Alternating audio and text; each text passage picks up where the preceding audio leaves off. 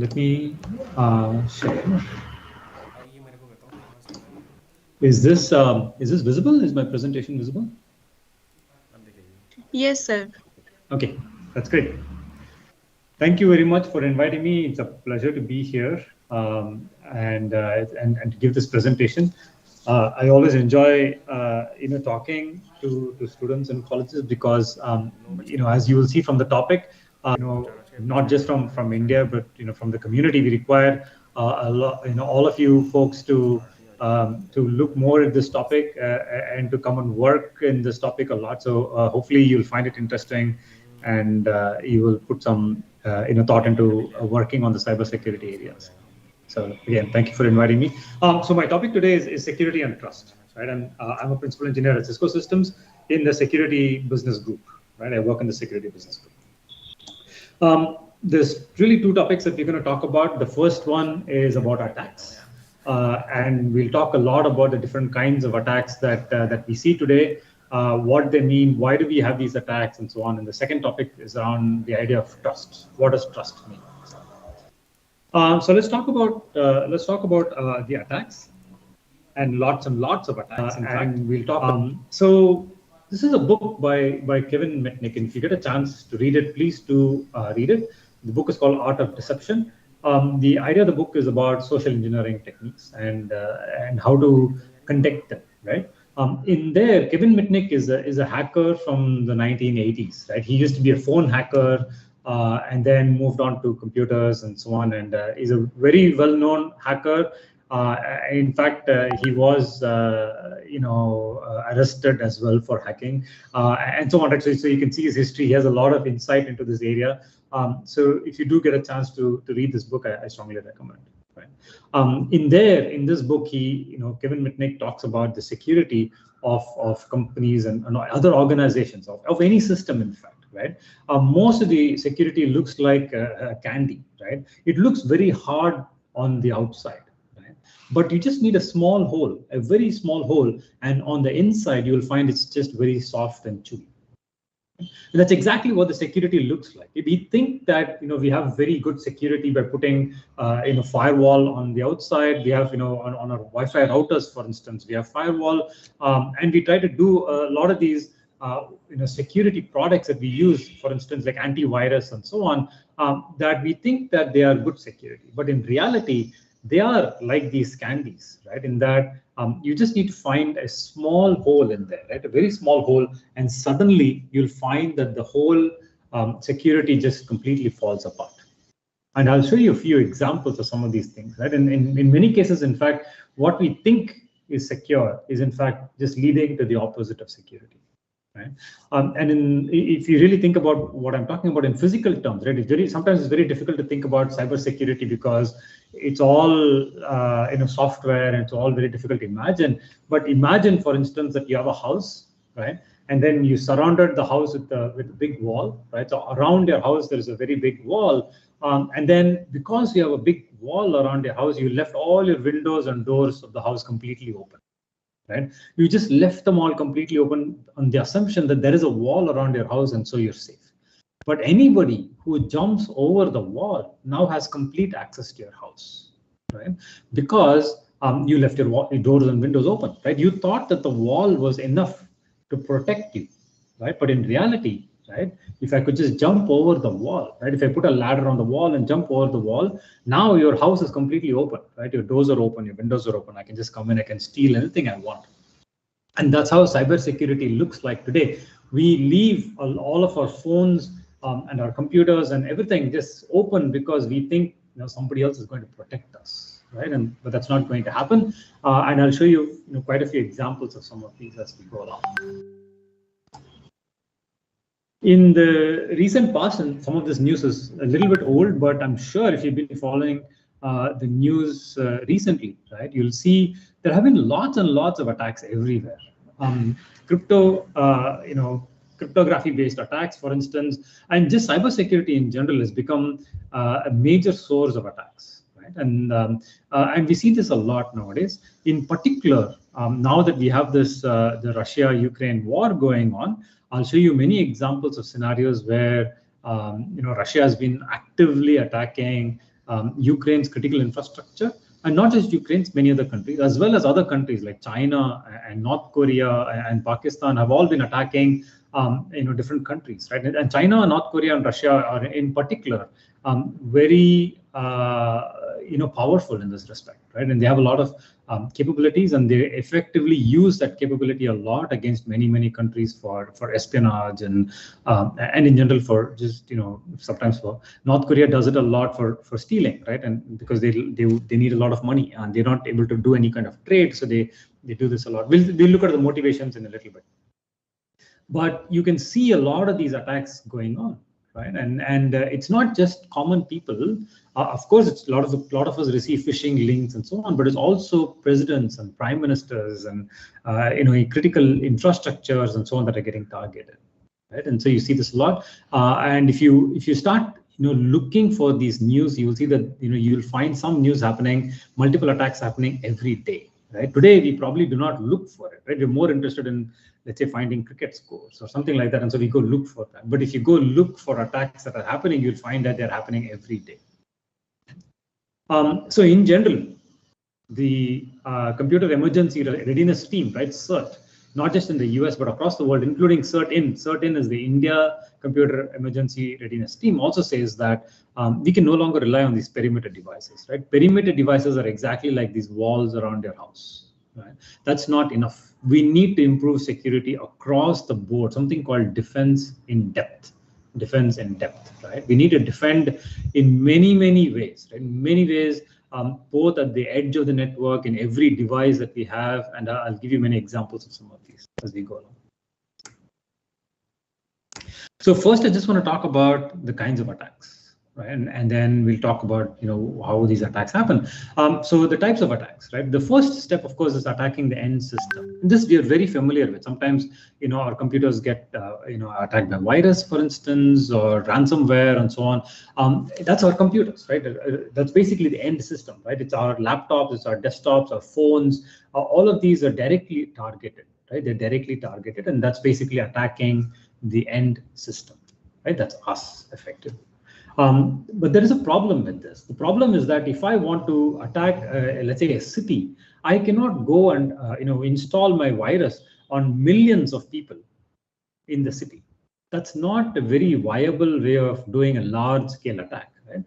The end system attacks are very interesting when they can be automated, for instance. So that happens a lot with IoT devices, right? IoT devices are very low security because they're very cheap. We want to build them very cheaply, and so we have been ignoring a lot of security around IoT devices, and they can be attacked in a very automated way, and I'll show you how to do that, right? But if I were to, let's say, attack lots and lots of phones, I have to send phishing links to like so many different phones, right? And I can't do it at city scale. I can't do it at country scale at all because that's a lot of people that I have to target. So then what do? I go to the next level, which is targeting the intermediates, right? The intermediates are your, let's say, Wi-Fi router. So if you have a Wi-Fi router in your college, for instance, or at your home, if I target that Wi-Fi router and I attack it and I break into that Wi-Fi router, let's say, if I'm able to do that and I install malicious software on the Wi-Fi router, then everybody who connects to that Wi-Fi router, I can automatically see what traffic they're sending out, what traffic they're receiving. The Wi-Fi routers then become, they become so that I, as a hacker, I can control them. I can do whatever I want with them. I can reroute traffic anywhere, and I'll show you how that happens as well. So that's the next level. End system is very good for targeted attacks, but it cannot be done at large scale. The intermediate systems can be done at some level of scale, like your home or your college or specific areas where you can target a specific device. But if I want truly large attacks, right, then I target the whole traffic. Right?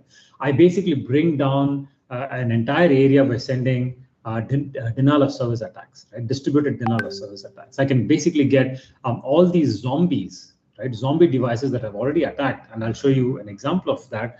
These zombie devices that I've already attacked, I put them all together. I bring them all and target a single server, let's say, or a single critical infrastructure. I can do that very significantly. By doing that, I bring down the entire infrastructure, right? So we'll see some examples of that. The next step, and this is the most fun step, not exactly fun for the people you attack, but in terms of scale is attacking the whole supply chain. Right? What is supply chain? Supply chain today, especially, is in the news a lot. But supply chain is basically, if I were to build a product, I need to get a lot of these different parts that I need to build the product, put them all together, assemble them, and then sell them. All of that together forms a supply chain. Right? Today, if I buy a phone or a computer from somewhere, I have no idea where that phone is getting built. I have no idea what are the different parts that make up the phone. So let's say I buy a OnePlus phone. Right? It's not like OnePlus makes all of the chips and all of the camera and everything that is there in that phone. Right? OnePlus is basically getting all these different parts from different suppliers, putting them all together and just assembling them. Right? So now, if you think about it, right, and especially now in the cases where we've had a lot of problems with one of our neighbors, right? And we've had a lot of problems with China, and China is also the place where a large number of these products are manufactured and then sent to us. Right? Now imagine if China, in any of the factories, let's say OnePlus factory or any of these other phone factories or computer factories that China runs, if China or anybody in China wants to walk into those factories, and as part of the motherboard, they basically insert a chip in there, let's say, right? They add a chip in there that what it does is every time you send traffic out on the internet, it'll decrypt that traffic and send a copy of that traffic to some place in China. That's it, right? And now what they do is that motherboard is now part of every computer that gets shipped out from that factory, right? Now imagine the consequences of doing something like that. The laptop or the desktop or the computer or the phone that you buy comes to you already hacked, right? It has already been hacked when it leaves the factory. Now, at that point in time, how do you even detect that the phone or the computer has been hacked in the factory? Do we even have a capability to do that? So when you start thinking about this, when you start thinking about the fact that most of the products are made in one country, right, China, and we as a country, India as a country, has had a lot of problems with China, right? How can you trust what is coming out of China? Right? I'm not saying that this is happening, though there have definitely been news.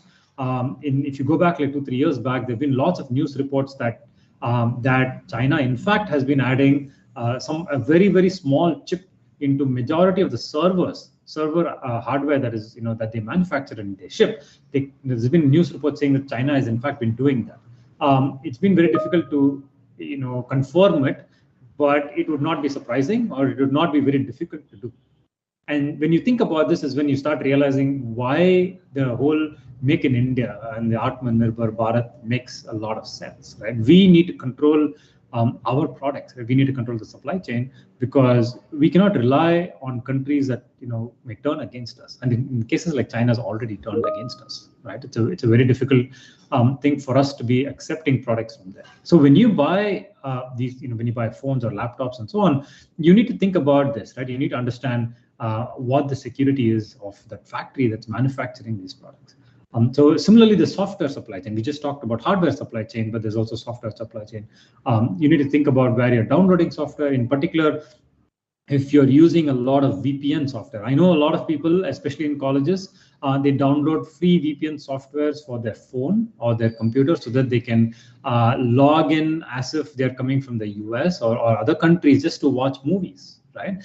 They try to do this just to watch movies. And if you're one of those people who installs free VPN software, let me tell you that a majority of the free VPN softwares are actually built in countries that do not have very good relationship with India, which is China and Pakistan, right? So and so majority of the traffic that you send through these free VPN softwares on your phone or your laptop can be hacked, and is probably being hacked, and you just don't know it, right? We have no idea actually. So it'll be a very good idea that if you do not download and install all these free software, sometimes it's worth paying for some of these softwares.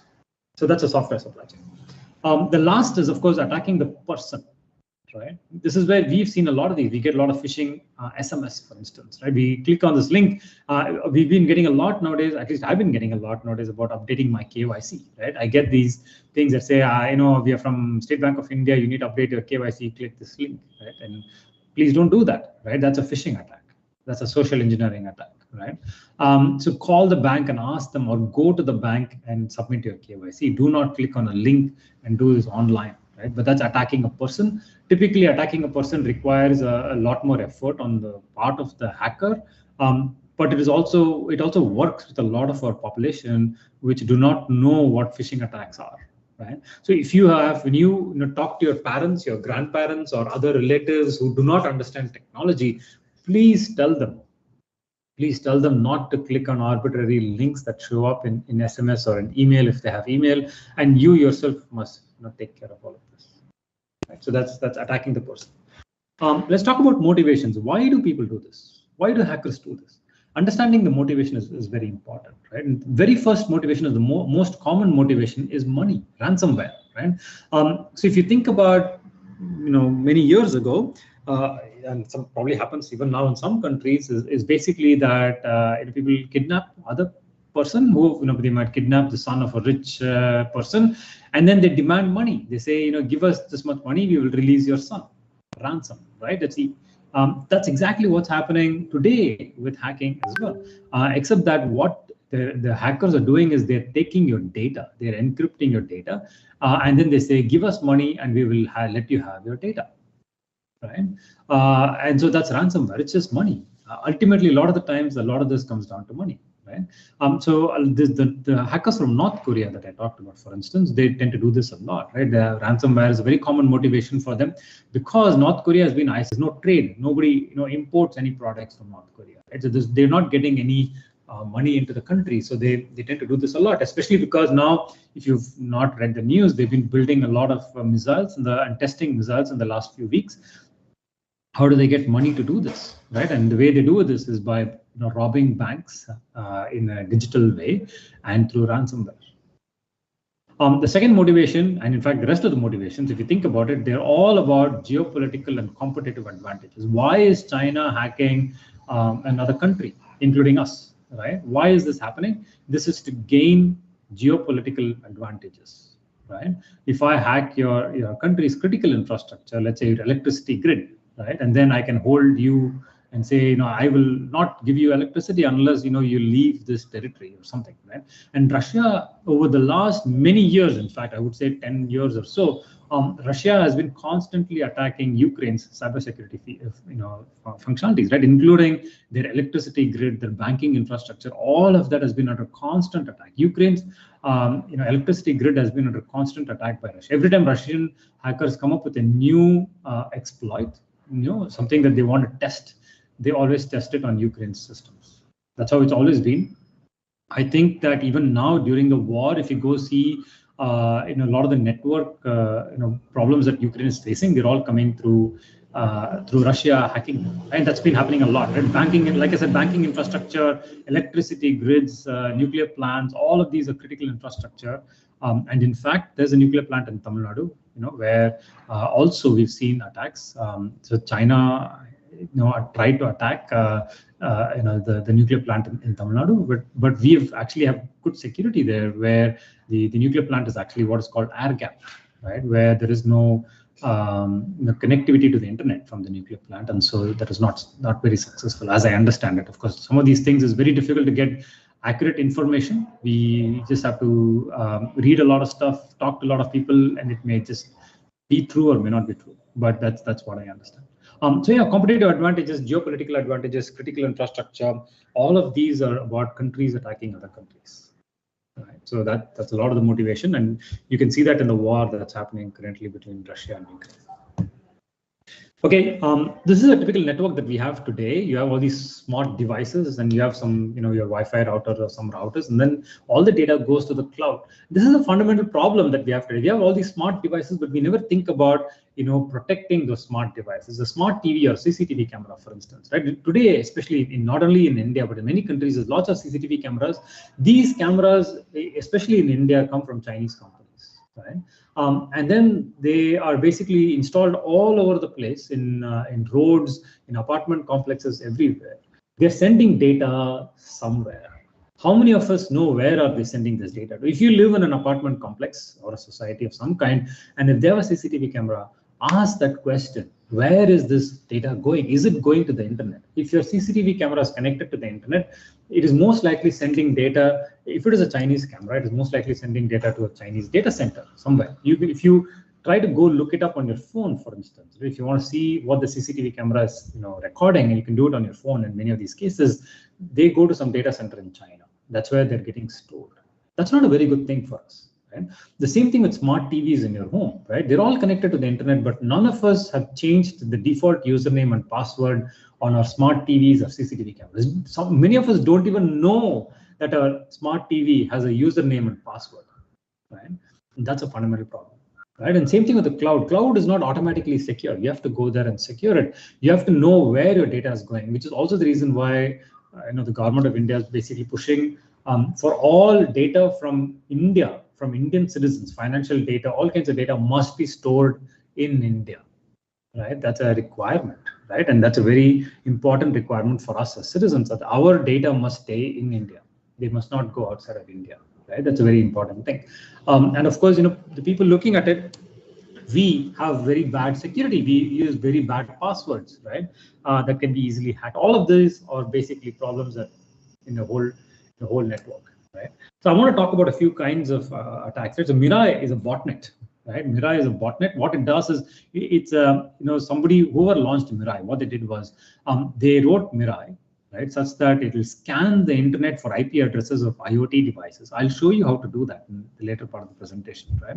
You can scan the internet for IP addresses of IoT devices, and you can find out what kind of devices they are. Are they a Samsung TV? What is it, right? And you can find out all of this stuff. Once you know that, all of these devices have a default username and password. So Mirai basically looks up, or tries to log into that IoT device using only the default username and passwords, as well as trying out common passwords like password 1234, right? That kind of passwords, right? It just tries common passwords. If it logs in, then it basically overwrites the firmware on that device, right? Whatever that IoT device is, so that device has now become part of the botnet, right? It's become part of the Mirai botnet. All of those devices have become zombies now. Right. So, for instance, many places you will see an IoT connected light bulb, right? You can basically connect your light bulb from your phone, change the color of the lights, and do all that kind of stuff. If you do not secure that light bulb is also part of a zombie network, could be part of the Mirai zombie network, and your light bulb could be attacking some country, right? It's part of the zombie network that's attacking a country. That happens a lot, actually. Mirai keeps going and coming back, right? So that's a common thing. So that's basically Mirai, right? It's change your default usernames and passwords in anything that you own, Wi-Fi, routers, TVs, whatever it is that you have, please do, right? Otherwise, you're likely to get attacked very easily. Choose very good passwords. Another kind of attack is what's called BGP hijacking. So we've always, let's say in a physical world, right? I want to go from my house, I want to go to the airport. At that point, I go to Google Maps and I say, okay, I'm at this address, I want to go to the airport. How do I go? And Google Maps basically use the satellite data and the road data to build this map. Right? But have you ever thought about how does a map work in the internet? Right? So let's say I go to my browser and I say www.google.com. How does my computer know how to talk to google.com? How does it know where google.com is? Right? You may say DNS, right? You may say, oh, google.com's IP address is 1234, and that's why it has to go. But how does my computer know how to get to 1.2.3.4 as an IP address? Right? And that is done through BGP, right? BGP is Border Gateway Protocol. This protocol is responsible, just like Google Maps or any other mapping software is, right? Like Map My India and so on, right? So just like that, BGP is responsible for creating a map of the internet. It's responsible for creating a map of the internet, right? Now, if I were to attack BGP, right, then I can change the map of the internet, right? So if I want to go to my bank, right, let's say I have a bank account in HDFC Bank, right? So I go to hdfcbank.com, right? The normal map of the internet, the correct map of the internet should say that I am let's say I am in the city of Chennai, right? From here, I should go to Bangalore, and the bank server is in Mumbai, right? So you go to Bangalore, you go to Nagpur, and then to Mumbai, let's say. But I can change the map of the internet so that when I try to go, I'm sitting in Chennai, right? And then I go to I go to the browser and say, go to www.hdfcbank.com. I can go from Chennai to Bangalore to North Korea, right, to China, back to Nagpur, to Mumbai. And that's not theoretical. That happens all the time.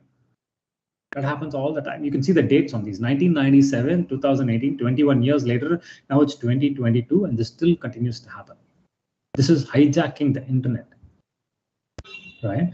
Russia and China, of course, again, Russia and China, right? They do this. Sometime in the 2000s, I forget exactly which year in the 2000s, once, Pakistan basically hijacked YouTube.com. If you went to YouTube.com, you basically all of your traffic was going into Pakistan, right? So this happens a lot, right? Hijacking the internet is very easy, and it happens all the time. So basically, what does it mean, right? So when I try to go to my bank, it's not going from my house to the bank, it's going from my house, my internet connection, to China. And then from China, it is going back to the bank. This is basically like saying, if I want to go from my house to the airport, instead of, I'm just going in a very, very long way where somebody stops the car, robs my money, and then sends me back to the airport, right? That's basically what is happening, but on the internet, right? It's basically hijacking the internet. So you can see on the line at the bottom, it says, did you have trouble accessing Google on Monday? If so, that's because another country may have hijacked your internet traffic. Imagine what you can do by hijacking traffic to banks. Imagine what you can do by hijacking traffic to military locations, right? Again, happens a lot. Then, of course, there's the attacks on the critical infrastructure, right? Nuclear plants, all kinds of stuff. So let me give you an example, right? And Iran, without anybody's knowledge, was building nuclear weapons, right? They were basically taking uranium, putting them in centrifuges. Centrifuges are these massive devices that rotate at very high speeds so that they can separate out the uranium-235 from uranium-238, right, which is basically bomb-grade uranium. You have to make bombs. And so you run these centrifuges to separate out the uranium. These centrifuges have to run at a specific speed, right? They were doing this without the international community knowing, right? They were trying to build a bomb. But at one point, what happened was that somebody wrote a virus which basically infected the centrifuges, right? They infected the control systems. It's called SCADA, Supervisory Control and Data Acquisitions, right? Acquisition systems. It affected the systems that are controlling the centrifuges, and those centrifuges started running at very, very high speeds, right? Much higher speeds than they were supposed to run at, and finally the centrifuges broke down. The centrifuges were destroyed, physically destroyed by a virus. As a result, Iran could not build nuclear weapons.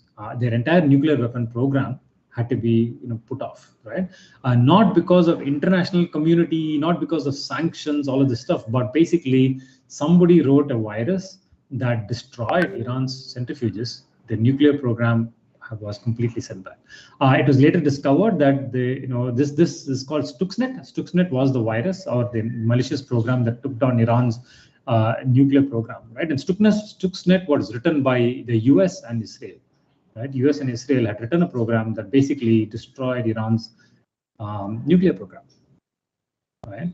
This can happen. Imagine, right? This was many years ago. I mean, like 15 or 20 or something like that years ago. Imagine what can happen today with our nuclear plants, for instance, right? With our electricity grids, with our banks, all kinds of stuff. Critical infrastructure attacks are on the rise. And again, go back to Russia and Ukraine. Russia has been attacking Ukraine's cybersecurity for a very, very long time, right? So physical war happened yesterday, but cyber war has been going on for a long time. So software supply chain, I talked about this already. If you're using free software, free VPN stuff, free all kinds of softwares, you're probably not running a real software, right? That is a basic problem. I'll not talk more about this. I already talked about the VPN software. So if you're using anything free, most likely you're being attacked. Okay, I told you about targeting IoT devices like Mirai, for instance, right? How does it know the IP addresses of all of these IoT devices? There is a search engine for that. Just like you use google.com to search for all kinds of things, there is a search engine called Shodan, SHODAN, Shodan.io, right? Shodan.io. Go to Shodan.io, and this is the interface you see. This is the search engine for IoT.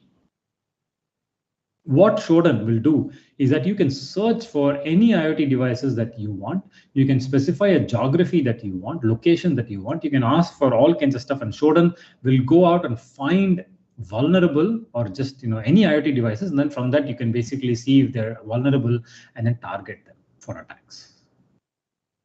Right? That's not, I mean, Shodan basically does it just to give information, just like Google does. Right? What you do with it is yours, is your responsibility, right? But there is a search engine specifically for IoT devices. So what I did was I went in and I searched this. This is what I did. I said country is in, which is India. In India, show me all the webcams that are connected to the internet. Open webcams, effectively open webcams. And I got this webcam. The owner of this webcam or the CCTV camera, right, may have thought that he's protecting his house by putting a CCTV camera. That's what we all think, right? We all think that, I put a CCTV camera, I can protect myself. In reality, see what he has done, right? He's put his entire house as CCTV camera on the internet. All I did was I did a search looking for webcams in India. And the very first thing is this open CCTV camera through which I can see that entire area. What is the safety in this, right? He may have put this in his house to protect himself, but in reality, I can now watch this live. I can watch the CCTV camera live, and then I can go target his house at any point. So that's a bad thing, right? So when you put something on the internet, think about what you're doing, right? Being online is not necessarily a good thing. So the next step, you can go look for traffic lights. In many countries, traffic lights, traffic signals are connected to the internet, like this in Korea, for instance, right? In Korea, I just look for traffic lights, right? In Korea, the traffic signal is connected to the internet. So I can, just like a movie, right? It's like a movie. I can just control the traffic signal from India. I can control the traffic signal in Korea, right? Not only that, but Shodan also tells me that this traffic signal has these problems. It's running a web server, an Apache web server, and this web server has these vulnerabilities that I can go do something. And that's a problem, right? I can sit in one country, I can do a Shodan.io search for any kind of badly protected IoT devices in any country that I want, and I can go attack them. That's the basic problem. Right? So there are many more types, right? There's of course social engineering, there's ransomware, there's all kinds of stuff that we talked about. But the problem is fundamentally that securing a system has become very, very difficult. Right? There's very complex hardware, very complex software, right? People are the basic problem, right? People are the most important. It doesn't matter how secure a system I build, people will choose a very bad password, right? And so everything is basically broken. So at any point in time, an attack is practically guaranteed, right? And if somebody tries to attack, they'll probably be very successful also. So then we start thinking, hey, how about I encrypt stuff? Right? That's what we should do. Like put cryptography, let's encrypt. But we do cryptography, we can do cryptography. But again, people are the problem, just like this cartoon says, right? You may think that you have a cryptography, big cryptography stuff, and then you are encrypted and nobody can find out. But all I have to do is what we've always done, which is I can come there, beat you up, and take the cryptography key out of you. Right? If you put a very strong password, I can just come there, beat you up, and say, tell me your password. Tell me your password, or I'm going to beat you. You will tell me your password, right? So encryption is not sufficient, right? It's basically people are the problem. Okay, so what can we do? What is it that we can do? Now think about this. If somebody's on the road is trying to come and pick your pocket, right, or they want to steal your purse, let's say, if let's say you have 10,000 rupees in your purse, okay, if they want to come and pick it, it's very easy to pick it, right? They don't have to spend any money, and whatever they get from your purse is a profit for them. If you have 10,000, 15,000 rupees even, right? It's a profit for them, right? But on the other hand, let's say that it costs them money to target you. So let's say that it costs them 5,000 rupees, right? To target you, and you only have 6,000 rupees, right? The profit for the hacker is 1,000 rupees. They're spending more money than the profit that they're making. And that's the key, right? It's not that you have to be 100% safe, but you want to make it as expensive for the attacker as possible so that they will not attack you. They will go find an easier target, right? So as an example, here's a bank locker from the year 1900, or 1901. Right? Today, this is not something that you would use. Banks will not use this. This is very, very easy to break into. What banks will use are the ones on the right. This is used in a bank in Paris, in France, right? That one is very, very difficult to break into. Right? And so what you really want is to make it that way, right? It's just like all these Hollywood English movies, right? Where to steal from the vault, they do all kinds of gymnastics, right? So because there's a lot of money, but they also have to spend a lot of money, right? So the profit for the hacker has to be high. Don't make it high, right? Make sure that the hacker has to spend a lot of money to target you. If you do that, if you have layers and layers and layers of security, it's going to be very, very boring and very frustrating for the hacker to target you. Right? So make it very difficult for the hacker to target you, and that's how you can basically prevent a hacker from targeting you. So I just want to say, right, I did say in the beginning that I hope a lot of you will join this industry because it's a very exciting industry, right, as you can see. But there's a lot of different roles that you can take. I just want to explain that before I go to the next part of my presentation. So roles is black hat. Black hat are the people doing the hacking. Please don't be a black hat. Right? Please don't hack other systems. You should definitely learn how to do it, but do not target. Right? It's not the right thing to do. There's the blue team, who are the defenders. Right? These are the people who basically defend. Right? It's like if you were in the military, for instance. Right? There's one group that's attacking. There's another group that's defending. So blue teams are the defenders. Obviously, it'd be very good if you're part of them. Red team are the people who test, who find holes. They find holes, but they do not use it for attacking. They find holes and then they fix them. They find holes and they fix them, right? So that's the right thing. There's, of course, the crime scene investigators. These are the police, right? Somebody's already attacked you. These are the people who go there and then they find out how did the attack happen. After they attack, what did they take? Did they steal any data? What did they do? Right? All of this stuff is done by them. So if you definitely do consider the cybersecurity field, right? We definitely need a lot of people. It's an area where we're seeing a lot of attacks, as you saw, more war in the cyber area nowadays. So we need a lot of people working on this. Okay, that's all the security part of the problem, right? So we looked at a lot of the attacks and so on. But what do we do, right? I think that the key part that we need to think about is we need to build trust. It's not that you can make everything safe, completely secure. 100% security is not possible. Right? Security is a very important goal, right? But you cannot make things 100% secure. So you can try to get as close as you can to 100% security. But what you can do is you can try to build a network of trust, right? And this is what we do in real life today. Cybersecurity is not much different from real life, right? The computer and the online world is not very different from real life.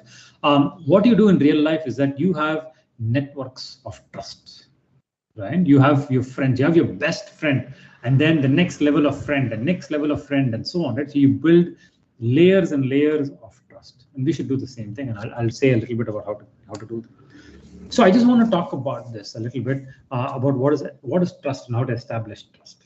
So what you see on the left hand side is a factory. They manufacture all kinds of stuff. What you see on the right hand side is some company that's using whatever the factory is manufactured. In between, you have the transport, right? The factory made something, and then it went to the transport, which then delivered it to the company. Right? Just like today, we can order from Flipkart, let's say, right? And then somebody comes and delivers it at home. Let's say you receive the product and you find it is broken, right? You ordered something on Flipkart, you got it home, and it's broken. Who are you going to blame? Are you going to blame Flipkart, or are you going to blame the person who came and delivered it to you? Most of us would blame Flipkart. Right? We do not think that the delivery person did anything wrong, right? We're never going to think about that. We always say, I ordered this thing, it came broken, it's Flipkart's problem. We call up Flipkart and say, and I'm going to return this product, or you give me a refund, you give me all of this stuff, it's your problem, right? And that's the basic thing. If somebody were to do anything bad in the middle, right, we would never blame them, right? We don't blame the post office. We don't blame, the courier, right? We don't blame them. We blame the company that sent it, the company that manufactured it.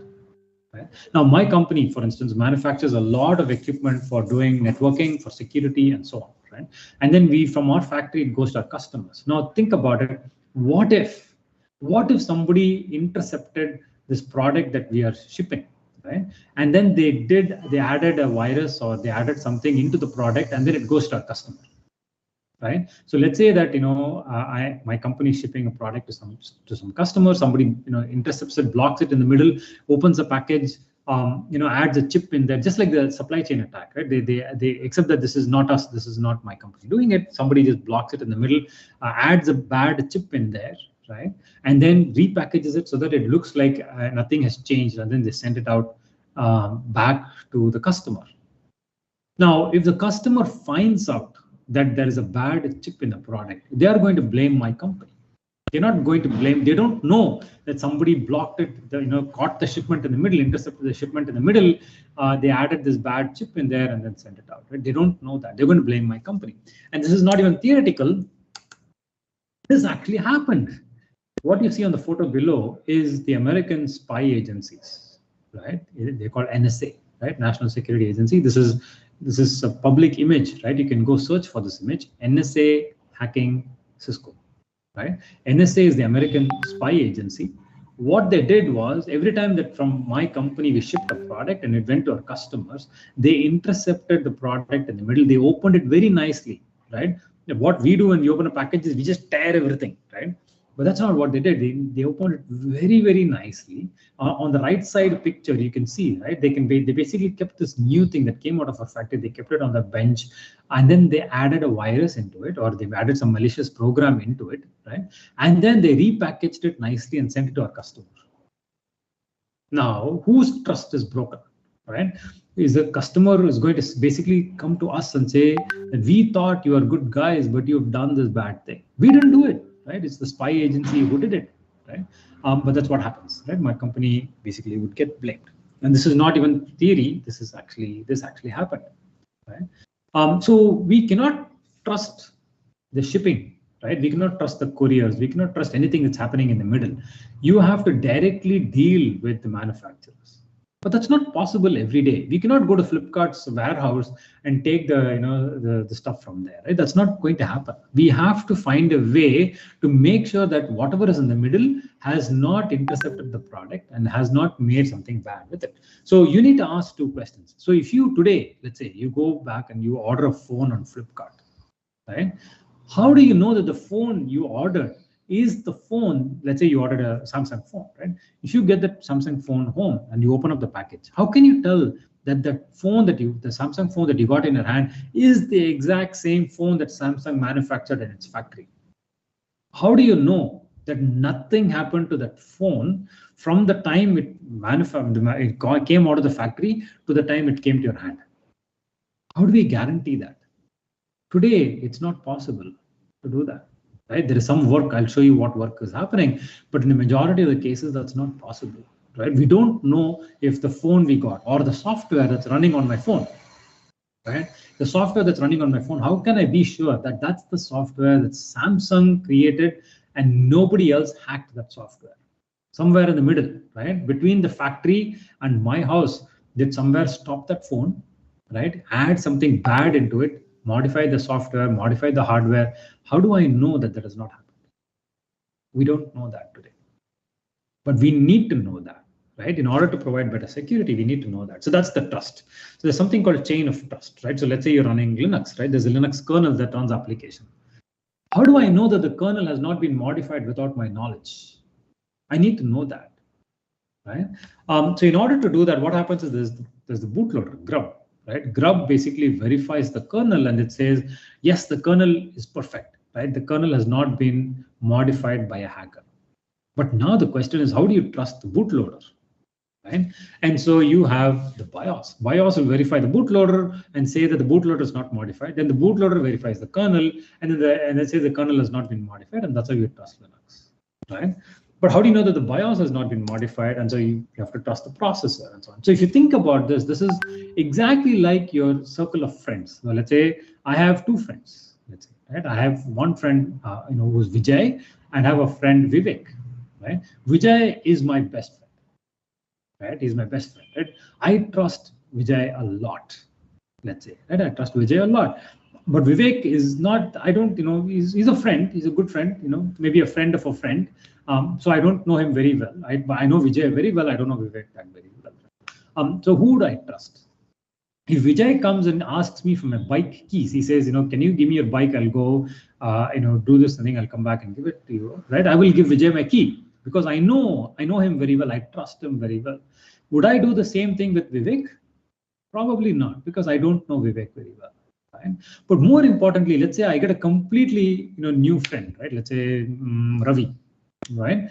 So Ravi comes. It's not even a friend. I don't even know him, right? Ravi comes to me and he says, can I borrow your bike? I don't know him. Would I give him my bike keys? I would not give him my bike keys, right? So I will tell Vijay, hey Vijay, this Ravi, I don't know who he is, but he just came to me and asked me for my bike keys. What should I do? Right? Vijay will say, oh, I know Ravi. He's a nice guy, right? You can trust him. He will not break your bike. He will not steal your bike. He's a very nice guy, and so you can give him your bike keys. He's fine. Because I trust Vijay and Vijay trusts Ravi, I trust Ravi. You see the chain of trust we do in real life. This is like LinkedIn, right? The networking that you build, right? So I trust Vijay. Vijay trusts Ravi, right? Therefore, I trust Ravi. I'll give my bike keys to Ravi. Okay. I don't trust Vivek that much, right? But so if Vivek comes and tells me that, hey, Ravi's a nice guy, you can give him the bike keys, I would still not give my bike keys to Ravi because I don't trust Vivek enough, right? So you see how we already do this in real life.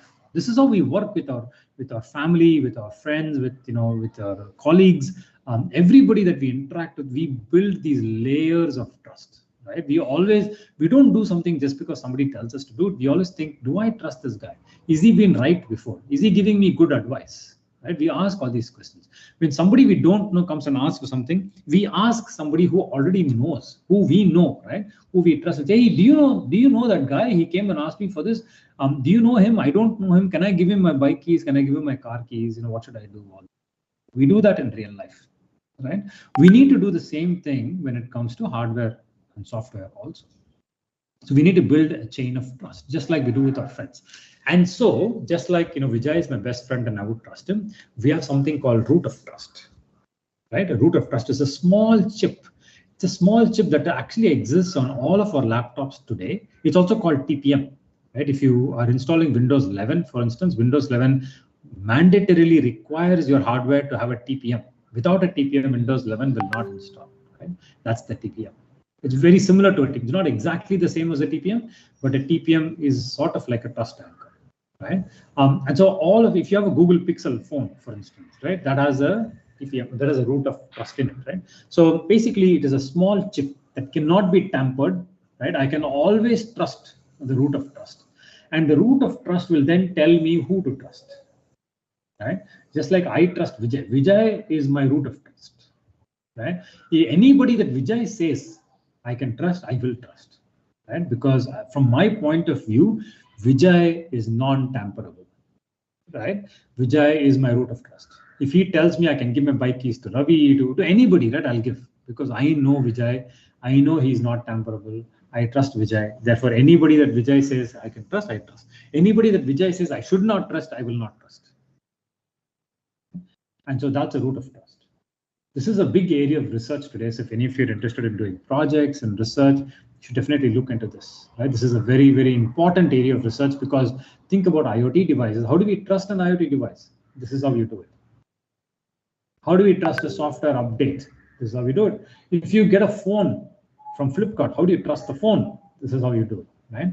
So all of these phones carry this small chip in them. Like Google has something called Titan. Titan is a chip. Microsoft has Cerberus. Apple has T2. They're all on an Apple phone, right? iPhone, you have a T2 chip on them, right? On an Apple laptop, you have a T2 chip on it. Same thing with the Google phone as well, right?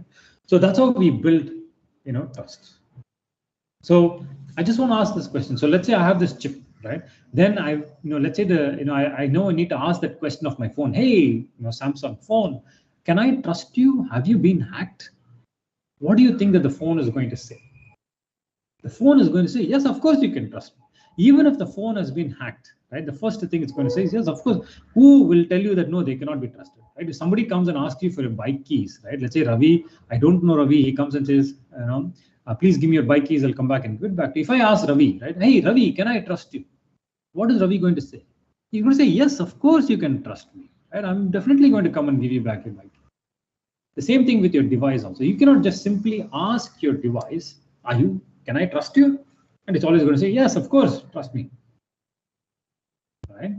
That's not how we can work, right? So we need something called integrity visibility, right? Integrity visibility. This is another big area of research. So from the whole trust area, there's a lot of research that is happening to see if how do I trust something? How do I know that I can trust something?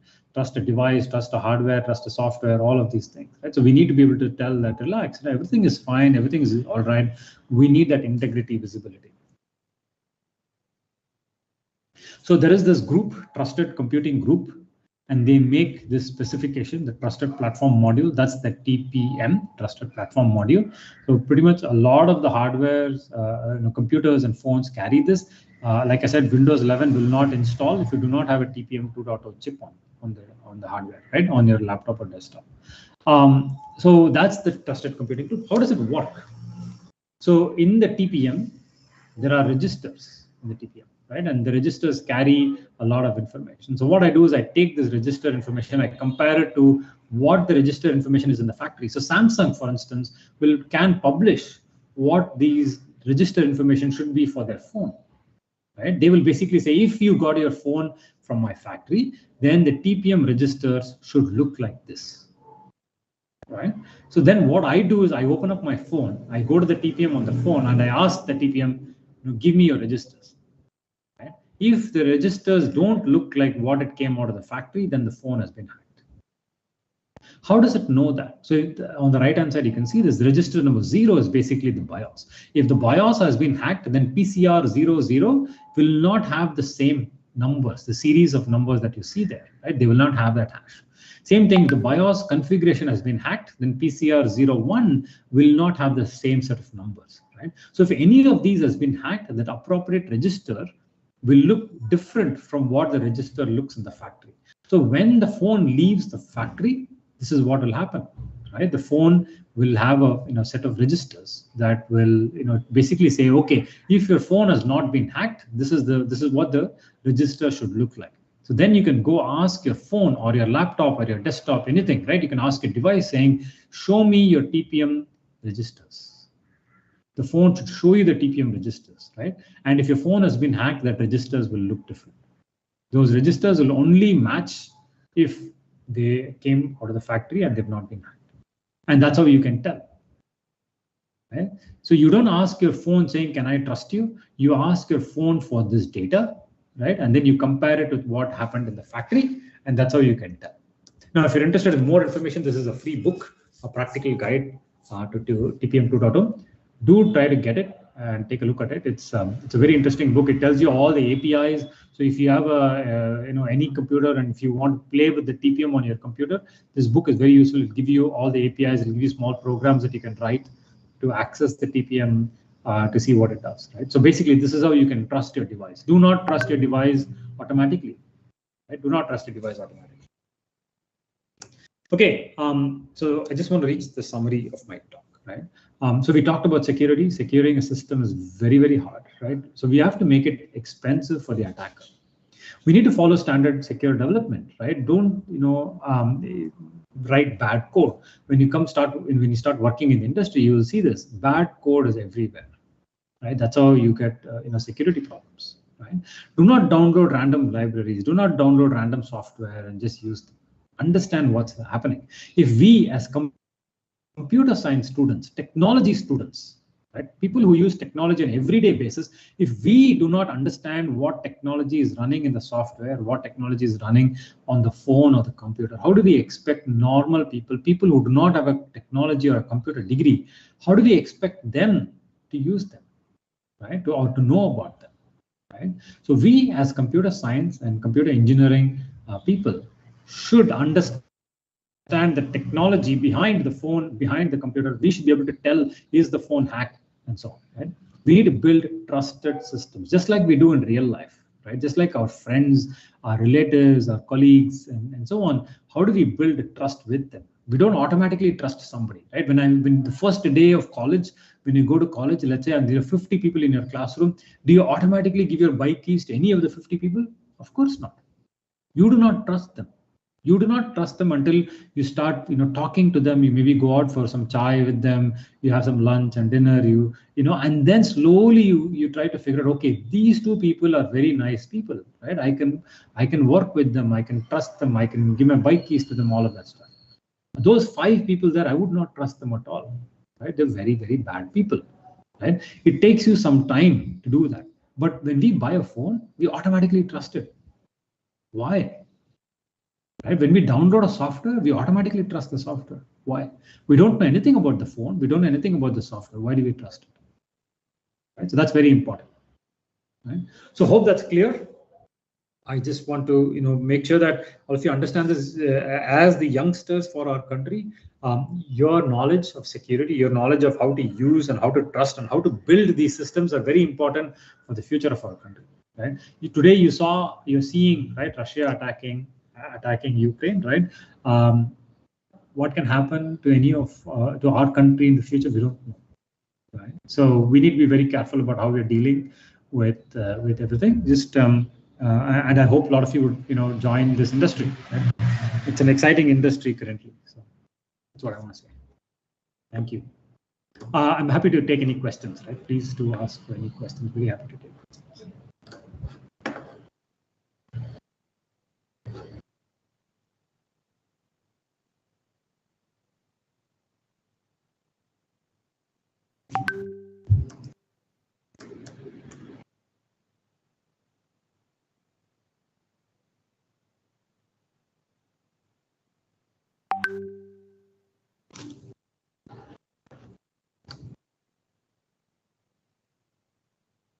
So any questions? Was that interesting?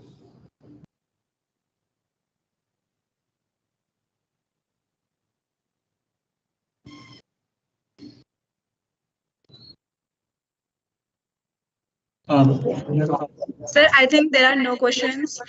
Okay. Okay. Yes, sir. So thank you so much, sir. Thank you. Thank you for inviting me. Thank you so much, sir, to take out time from your busy schedule to grace the event. Thank you for inspiring and encouraging us with your words. Sounds good.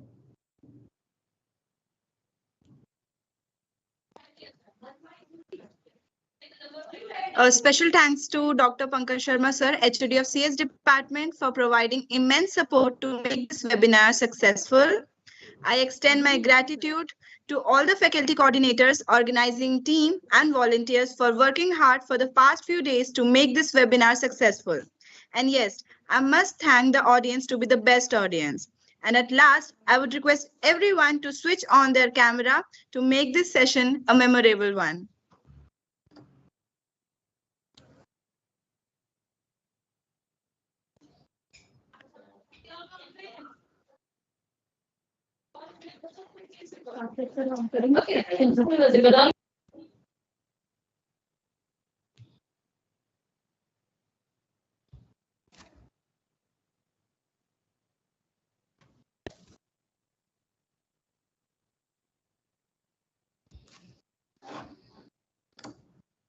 Yes, ma'am.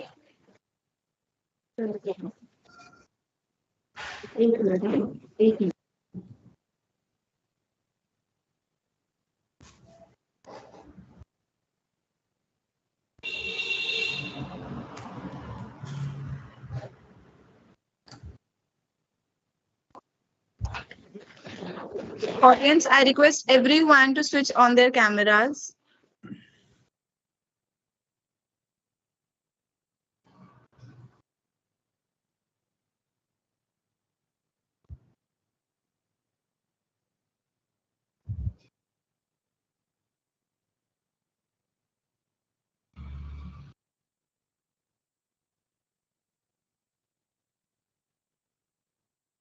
अरे आएगा.